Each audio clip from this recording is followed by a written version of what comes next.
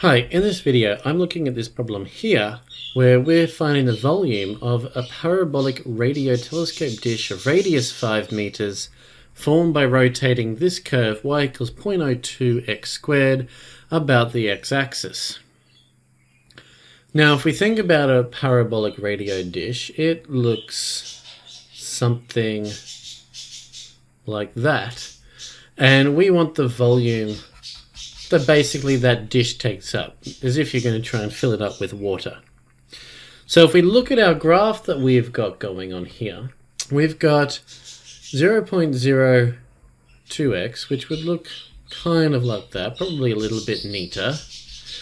And we're told that the radius of this telescope dish is 5 meters. So the radius of this dish, if I sort of pick some value at my y-axis, that point out there is 5 meters. And this would be also creating the area, effectively, that I want to find, so that I can rotate it around and get my volume. But my rule for volume, which is pi times the integral between the bounds a and b of a function of y squared with respect to y. But I haven't got any y information at all.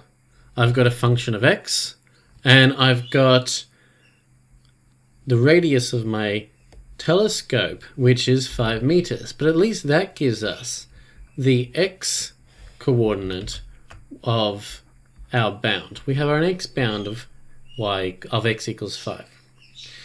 We do have an origin meeting though, so we can use that as well. So when x equals 0, y is going to be 0.2 times 0 squared. So our y bound is also 0. So that's one of our bounds. This point here is also 0. And when x equals 5, we can work out the corresponding y bound. So we got 0.02, oops, only one 0, 0.02 times by 5 squared. So that gives us our other y bound to be 0.5. So that gives us our point here to be 0.5. So it's half a meter deep. So now we also need to get our function. Our function is that y equals 0.02x squared. So we can divide both sides by 0.02. And that will give us a function in terms of x squared, because I'll get x squared on its own, and it's going to be some number times y. And 1 divided by 0.02 gives us 50. So we're going to have x squared, which is 50y. And that's going to be our function, because this is really f of y squared for us to substitute into our rule up here. So we can go to our rule. Our volume equals pi between 0 and 0.5 of our rule 50y, all with respect to y.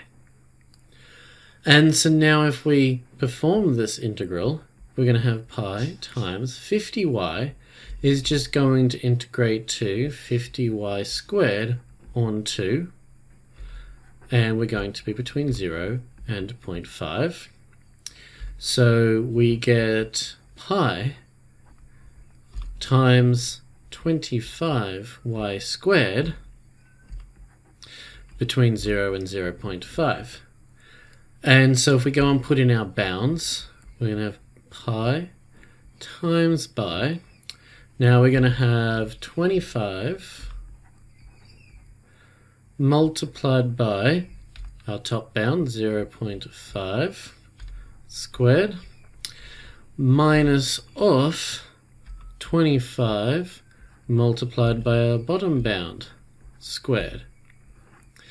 And this part here is 0, so we've just got to work out the 25 times 0.5 squared.